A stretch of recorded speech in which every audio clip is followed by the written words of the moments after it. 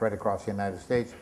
But I had a connection at the Los Angeles office, and I asked the ladies on the switchboard to record the number of calls that came in. They got 102 calls from people who wanted to know how they could get to the psychic surgeons in the Philippines. They wanted to go and visit. People don't listen. You tell them what's happening, you show them how fake it is, and how easy it is to do by sleight of hand, and how stupid it is. But they still will call, oh, I want to do that. It's silly, so I think I'll do that. It's incredible. Now, remember the homeopathic experiment that I did? I swallowed a fatal dose of sleeping pills. I should be asleep by now or dead, one or the other. But I do it each and every show. And I get a lot of lactose in me. I'm not lactose intolerant, thank goodness. But if I were, I might have an allergic reaction to it. But I swallow these silly pills, and I've got half-used bottles all through my luggage. They often wonder when I'm going through customs, do you have a bad problem with insomnia, sir? They really wonder why I take so much medicine. Now, I cannot prove a negative. I can't prove that something doesn't exist. I can't say that there isn't somebody out there that can really talk to dead people. I can't say that. I can't say that there isn't such a thing as ESP. But what I do say is, if you say there is, and you know somebody who can do it, or you can do it yourself, I welcome you. Come in and win the $1 million prize.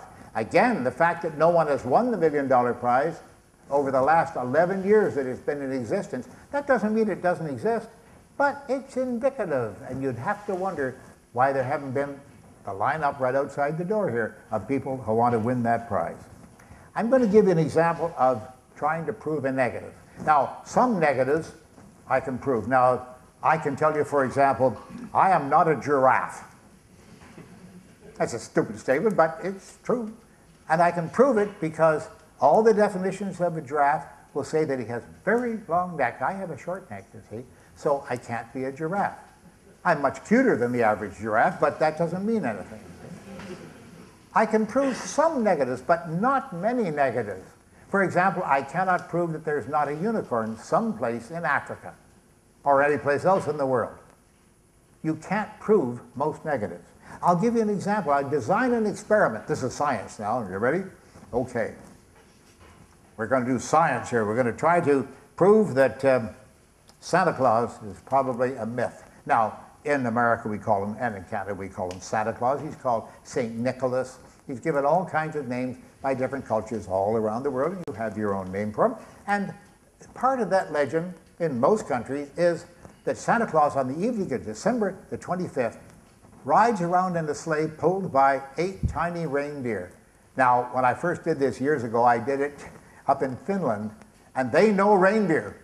They're very familiar with reindeer. They know them very well, and they eat them too. Ooh, that's nasty, isn't it? Yes, but good. Ooh, you have no idea. Really good. But I'm getting into side things here. They know reindeer, and they know they can't fly, but I'm going to design an experiment that will attempt to prove that Santa Claus is not real by showing that reindeer cannot fly. This is my proposed experiment now. Eiffel Tower, that'd be a good place, yes. We'll go up on top of the Eiffel Tower, after getting the right permission, of course, and we'll get, 20 should be enough, I think, 20 reindeer. And we'll number them on the side, 1, 2, big numbers, so we won't make any mistakes. And I have a gentleman standing over here with a pad. Video cameras are going, ready to record. The time is 10 minutes past 10. It's Monday morning. Okay, you got that now? All written down? All right, make a list 1 through 20, and I'll give you the results, okay? All right, let's start the experiment. Number 1, here we are, number 1 right over here. Hi there. Now this is the Eiffel Tower.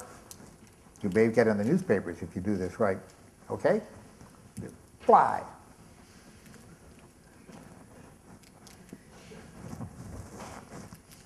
Right down opposite number 1 there. No. Gee, that was terrible. Number 2, where are you? You're hiding someplace here. There you are. Get over here. That's it. This is science. Yes. All right, ready? Push. Woo. Write down number 2, yeah, ditto, same thing. Didn't work. Now, I haven't done the experiment. I don't intend to do the experiment, I assure you. But what have I proven at the end of the experiment? What am I going to, I think, from my knowledge of the average reindeer and the aerodynamic quality of a reindeer, I think I can assume pretty safely we're going to get a pile of very broken and unhappy reindeer at the foot of the Eiffel Tower. And knowing the French, there will be a couple of gendarmes down there too, looking up and saying, I don't know, Pierre, but here comes another one. I better not visit Paris with that word. But we have not proven, ladies and gentlemen, that Santa Claus does not exist. We have not even proven that reindeer cannot fly. What we have perhaps indicated, because it's a very limited database, is that these 20 reindeer, under these conditions of temperature and pressure and sunlight and such, on a day like this, with this humidity and atmospheric pressure, all these things, that either these 20 reindeer could not fly or maybe chose not to fly. If the latter, then maybe we know something about the IQ of reindeer. I'm not sure. But we have not proven that there are not reindeer out there who can fly and who live at the North Pole and take Father Christmas or Santa Claus or St. Nicholas, whatever, around the world on the evening of December the 25th. So designing an experiment like this takes a certain amount of skill. We cannot prove a negative. So I don't say these forces don't exist, but I do say I've got $1 million prize and they should be lined up outside the door here. Now, there are things that puzzle me. Where I live in Florida, I have my office on the main floor, and there's a brick wall just outside, and a morning glory vine grows there. Morning glories are these little purple trumpet-shaped flowers. You have your own name for them, I'm sure. And they open up, they close up at night, and they open up in the morning. And they're magnificent little things, and hummingbirds come around, and bees and such, beautiful little flowers. But I get up so early in the morning. At my age, you have to make as much use of your time as you possibly can. I get up very early, and I go down to my computer, look out the window, and I see the little flowers all closed up like that, see? Just waiting for me. So I fire up the computer, okay, and I watch very carefully, okay. Right. Word, okay, here we go. Oh, got a disk in here. Not yet.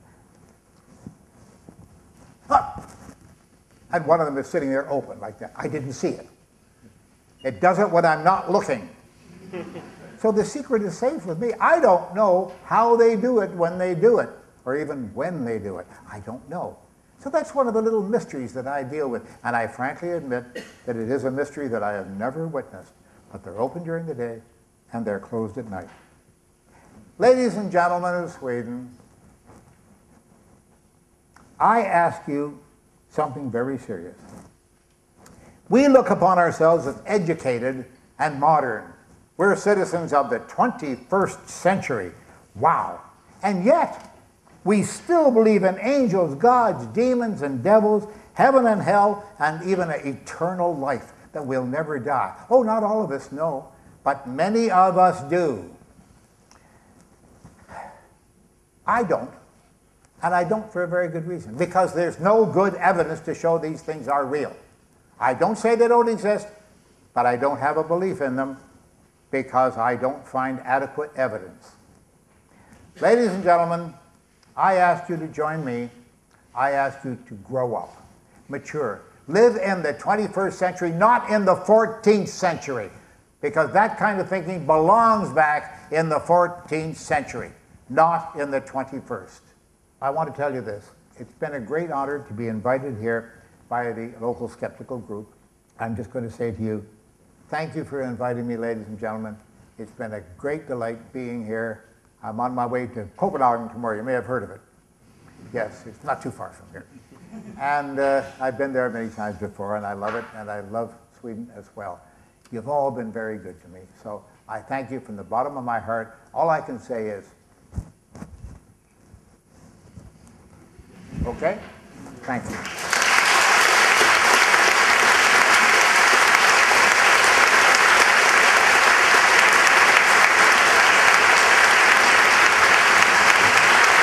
Thank you so much.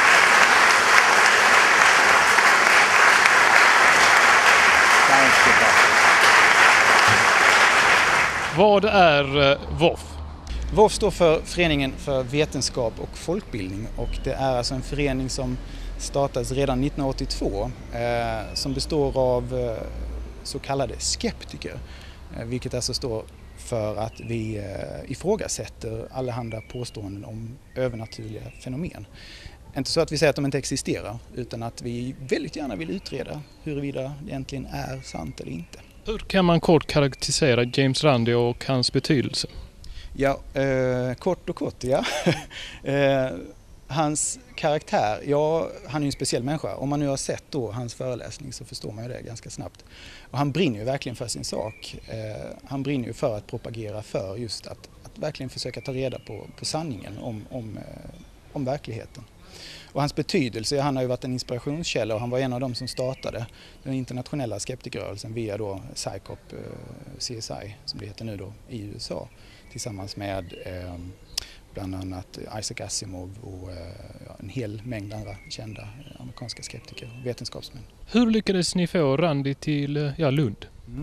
Ja, hur började det? Randi var ju på väg till en större konferens i Köpenhamn och tänkte sig att det kunde vara trevligt att kanske titta in vad de lokala föreningarna i olika länderna håller på med. Så han hörde väl av sig, eller om vi hörde av oss. Jag vet faktiskt inte exakt hur det gick till där, men sen så gick det ut en förfrågan från centralt håll om det är någon som arrangerade på lokalt håll. Och då tror jag väl att jag och några andra hörde av oss och sa yes, det fixar vi. Så på den vägen är det väl ungefär. Vilka andra aktiviteter har ni på gång? Nu är det ju lite som Lund, alltså ganska sommardött tror jag. Så att på kalendariet just nu så står det inte så mycket mer än att vi faktiskt har tänkt att starta en lokalavdelning i södra Sverige på något sätt. Vi är väl inte säkra på om det blir Skåne eller om det blir kanske Skåne-Blekinge eller ja, på något sätt. Men det är väl det som vi tänker jobba med nu framöver här. Vem är det som kan bli medlem? Medlem kan ju i princip alla bli. Det står faktiskt i stadgarna att man ska hålla med om det som står i stadgarna. Man ska alltså brinna för vetenskap och den vetenskapliga metoden, kort och gott. What are your plans now after visiting Lund? Well, I'm off to Copenhagen, and they've got a big conference there that I'll be attending along with Richard Dawkins and PZ Myers, both good friends of mine, and I'm looking forward to that. I'll also have a couple of days to rest because this has been very hectic for me, but I enjoy every minute of it. Do you have anything else to say to the Swedish viewers? Yes, I would say you have a beautiful country, you're smart folks, you're well educated. Now let's see some evidence let us see you drop some of these superstitious notions that you have. Ask for evidence. Don't do it on emotions only.